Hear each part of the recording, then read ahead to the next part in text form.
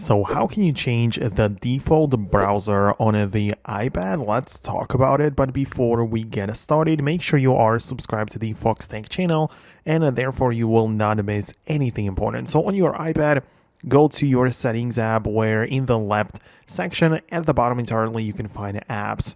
And from the list of apps, search through it or scroll through it, but you want to find the Safari web browser, part of which is the default browser app menu, which you can tap on, and it's going to give you the ability to switch it to something else. Obviously, if you don't have any other options, the reason is that you haven't downloaded any alternative web browser from the App Store.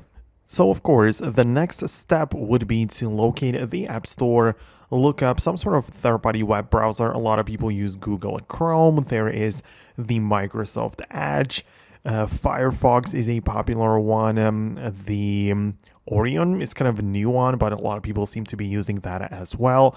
Opera has been here for a long time, so there are plenty of options.